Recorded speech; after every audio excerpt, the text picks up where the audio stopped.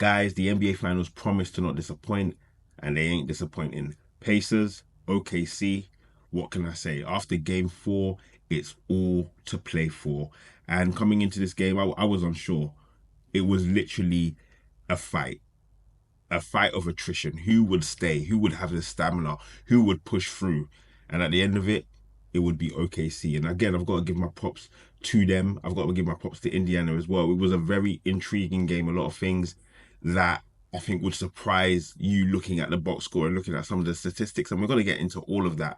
The key things I want to talk about and the key element as to why I feel the Thunder actually won the game was because of a beautiful change of attack from them. Defense, we know they hang their hat on that. They were so much better than they have been in recent games in the passing lanes, very physical, continue to show their mettle. It's not just one player, it's a multitude of players. It's a team effort on defense. I can go to Caruso, I could go to Jalen Williams for with the job he did against Siakam. I can go to Wallace as well. There were so many players who stepped up on the defensive end, but that's what we expect from the OKC Thunder. That's who they are.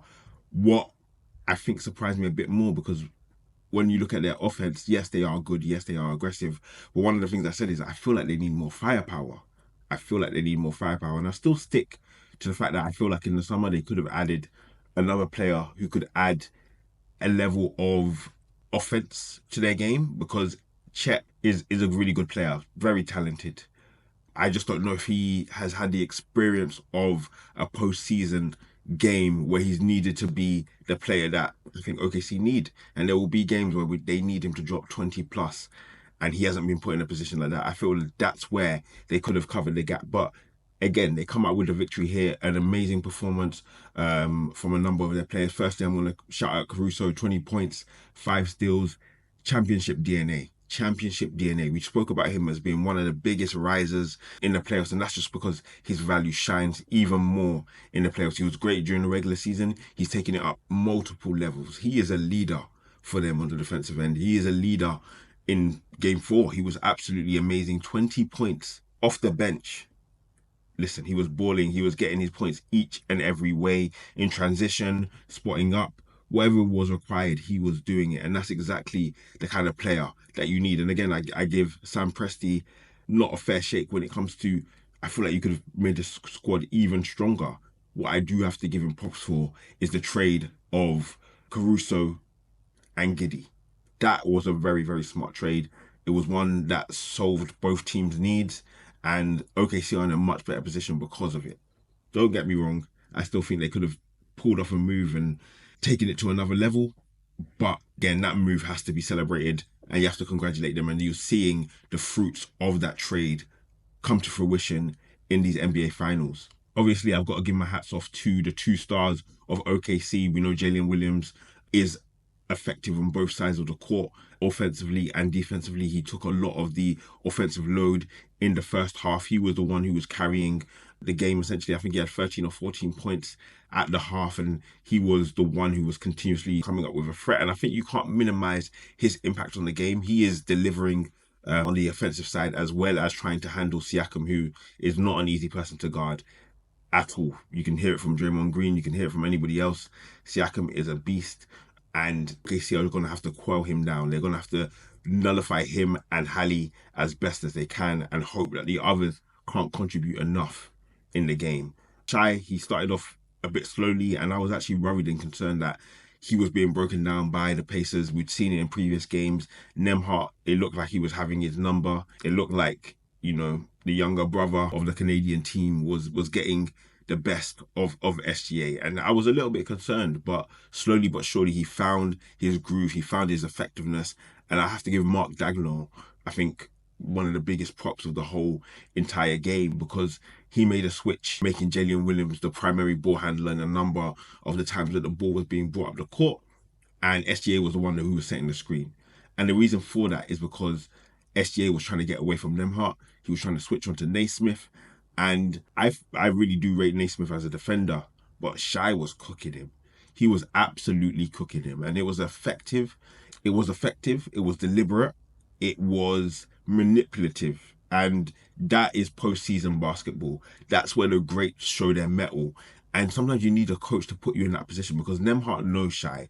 He knows all the little things get under his skin. He knows how to attack him. He knows how to defend him best because they've gone at it time after time after time in practice.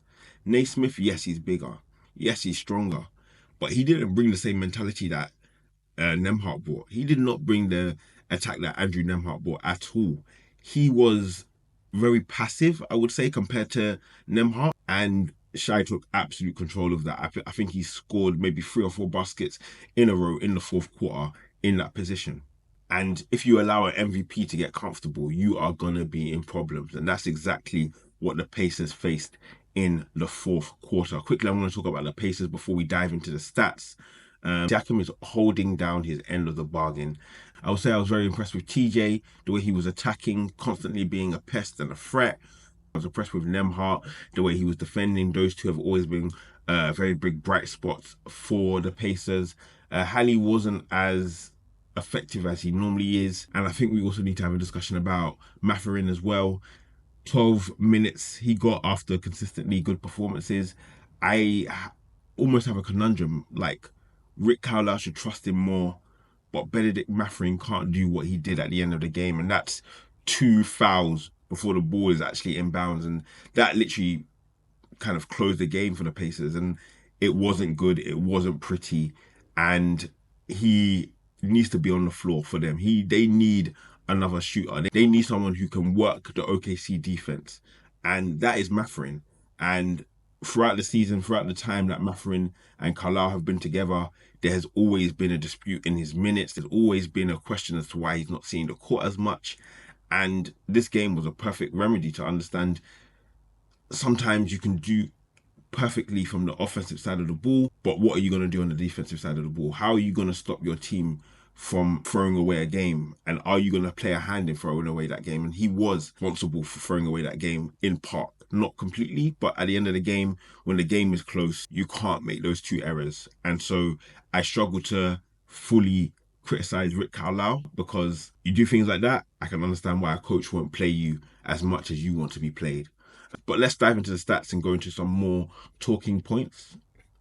So firstly, looking at the OKC Thunder, we've already spoken about Jalen Williams and his work offensively. Shai putting up 24 shots. The efficiency was there, definitely. Overall, from an OKC standpoint, their 3-point shooting was horrific. Absolutely horrific. I don't know how they won this game with their 3-point shooting. Pacers, again, I spoke about Haliburton. He put up a good number of shots, but he only took 3 more shots than Obi Toppin. And again, Obi Toppin, don't get me wrong, he had an amazing game, was effective. He's found his role and his position with the Pacers, but I just don't think they got up enough shots. And that's because they weren't on the boards also. They were not rebounding effectively enough. Naismith was their biggest rebounder. Outside of him and Siakam, there was really nobody on the glass. I think the Pacers needed to do better from their team rebounding standpoint. We spoke about Mathurin again, only 14 minutes, 2 shots. Very, very surprising. And 2 of those shots were 3-pointers. It just wasn't pretty from the Pacers. It wasn't pretty. Looking at the game charts, we're going to take a look quickly at the lead tracker. The Pacers dominated the majority of the game. They had the lead for the most of the game, and that's probably a flip and a turn in terms of scenario for the Pacers because they are the ones that have normally come back. This time it was OKC stealing the game at the death and coming back. As we mentioned, the team comparison, key thing to mention, OKC getting 10 more boards than the Pacers, 10 more assists for the Pacers as well. That ball movement was effective. I would like to see OKC move the ball more, have a bit more ball movement in their offense, and that still is a little bit of a worry for me. But when you've got someone like SGA, you know you can put up points quite regularly. The key other difference that I think we'll mention is the 3-point shooting that we've spoken about already. 18.8% shot by OKC in comparison to 30% by the Pacers. Normally, when you see those numbers, you would expect the Pacers to come out with a victory. Points in the paint, OKC with 14 more points in the paint than Indiana Pacers. Second chance points we've already spoken about. Those rebounds were effective, and fast break points were pretty much break even. It's all to play for going into game 5. OKC need to build on this victory and come out with a win. We know how the Pacers are away from home. They will still be looking to win this series, no doubt about it. And it's up to OKC to get back home court advantage. They need it. They must have it. And they have literally given themselves a chance to come out of these finals and win this in 7, if not in 6.